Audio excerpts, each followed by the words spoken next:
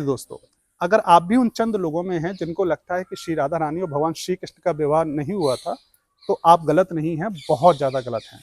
क्योंकि आप जो मेरे पीछे मंडप देख रहे हैं, इसी मंडप में भगवान श्री कृष्ण और राधा रानी का विवाह ब्रह्मा जी द्वारा कराया गया था। और यहाँ पे आज भी उस चीज़ के बहुत सारे साक्ष्य मौजूद हैं। तो चलिए आज हम जानकारी लेते हैं। यहाँ पे मैया हैं जो यहाँ की सेवा आते हैं, उनसे जानकारी लेते हैं। मैया राधे राधे। राधे राधे भैया। मैया अब बताइए आप हमें यहाँ के बारे में कुछ। श्री राधे राधे। हमारा नाम इंदु लेखा है और राधा रानी की असीम कृपा से यहाँ की सेवायतें हैं। तो अधिकांश भक्तों को पता ही नहीं है कि राधा कृष्ण का कभी विवाह भी हुआ था, क्योंकि उन्होंने कभी शास्त्रों को अध्ययन नहीं किया और ना ही कभी किसी के मुखारविंद से श्रवण किया होगा। क्योंकि हमारे सनातन धर्म में श्रीमद् भागवत जो सबसे बड़ा ग्रंथ माना गया है, जब हम उसका अध्ययन या कभी श्रवण करें तो ज्ञात होगा कि उसमें राधा रानी का कहीं भी नाम नहीं आता।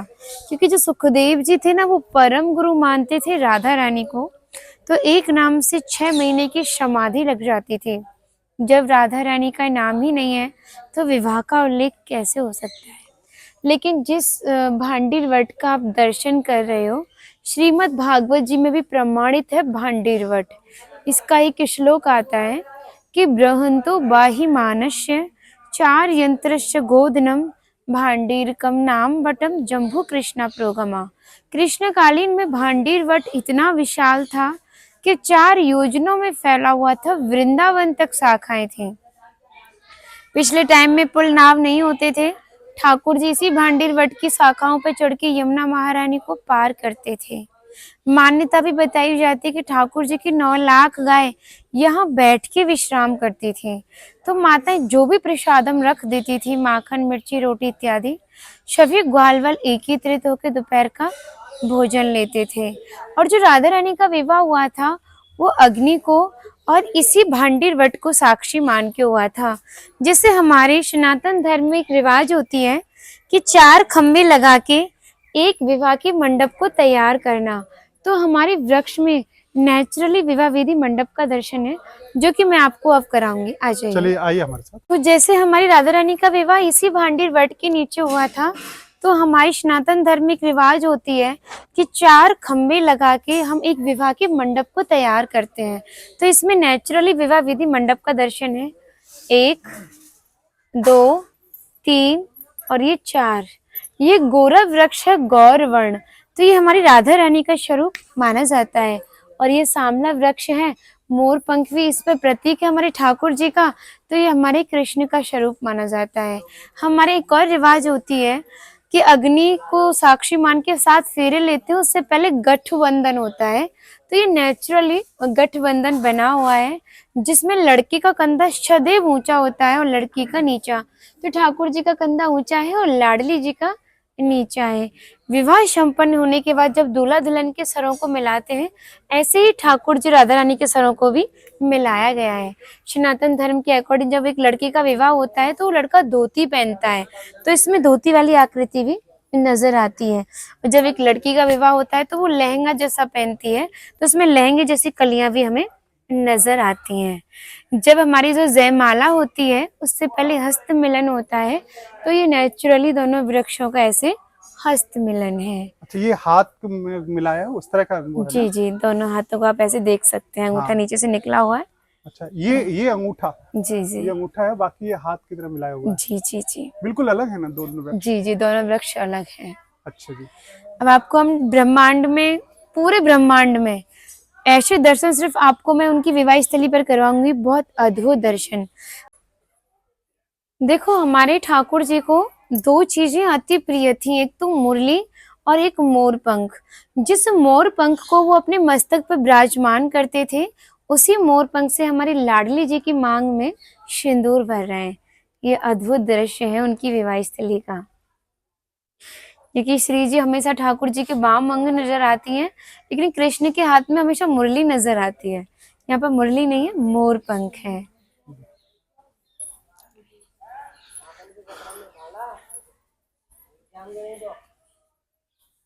यहाँ पर ब्रह्मा जी ठाकुर जी श्री जी के फेरे करा रहे हैं, तो श्री जी बाम अंग में आके खड़ी हो गई हैं।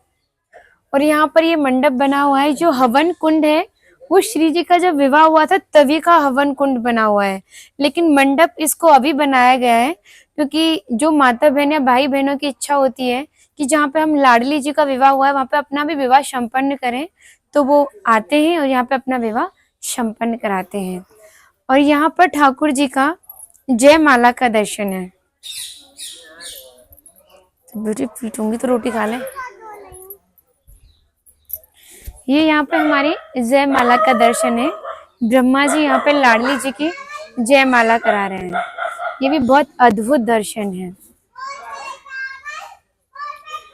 जब गर्ग संहिता के अकॉर्डिंग देखा जाए, जब ठाकुर जी का विवाह हुआ था तो ठाकुर जी 2 वर्ष के थे। नंद बाबा उनकी निश्चित आयु नहीं थी, वैसे आकलन लगाते हैं कि समथिंग 2 वर्ष के ठाकुर जी थे और नंद बाबा भांडीर वन में उनको लेके आए थे। मौसम अच्छा था।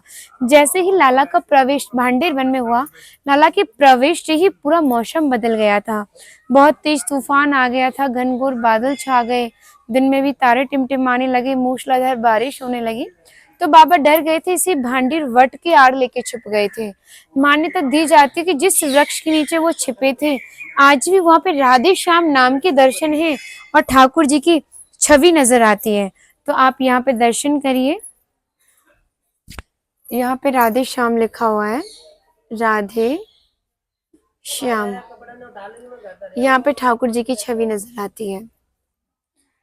तो फिर जो तूफान था वो शांत हुआ, एक दिव्य किरण उत्पन्न हुई जिसका तेज इतना था हजारों सूर्यों के समान, जिस कारण नंद बाबा की आंखें बंद हो गई। प्रकाश भी शांत हुआ। नंद तो बाबा बहुत आश्चर्यचकित हुए कि अभी तो तूफान था, लाली तू कौन है, कहाँ से आई है, अपना पूर्ण परिचय दे। तो राधा रानी ने अपना नाम बन सखी बताया और बोली बाबा आपको भयभीत देखता हुआ आपके पास आई हूँ। फिर बाबा से बोले कि बाबा तुम्हारा लाला बड़ा सुंदर है, जाए तुम वो गोदी में दो। बाबा बोले देख लाली, ऐसे तो लाला को ना दूंगो, पहले तू अपना पूर्ण और सही परिचय देगी जब ही तो लाला को दूंगो, क्योंकि मैं तो यहाँ बहुत दिनों से गैया चरावे आ रहा हूँ पर मैंने तो आज तक ना देखी। और इतनी छोटी सी तू जब मौसम को देख के भयभीत ना भई, जो मैं इतना बड़ा जब मौसम को देख के भयभीत है हो। इतना आग्रह श्री जी ने नंद बाबा का सुना तो नंद बाबा को दिव्य रूप का दर्शन दिया। नंद बाबा ने श्री जी को नतमस्तक प्रणाम किया। फिर उन्हें स्मरण हुआ था कि ठाकुर जी के कुलगुरु गर्गाचार्य जी थे जिन्होंने ठाकुर जी का नामकरण किया था और नामकरण के समय बताया था भांडेर वन में इन दोनों का विवाह होना है। श्री जी ने फिर से 16 वर्ष का रूप लिया। बाबा बोले ले लाले तू अपने प्राणनाथ को संभाल, जो तूफान आयो, जाती मेरी 9 लाख गाय इधर उधर हो गई हैं, उन्हें मैं ढूंढ के लाता हूँ, और जो तेरा मनोरथ है वह पूर्ण करके लाला घर पहुंचा दियो। इतना कह के बाबा आगे प्रस्थान करते हैं।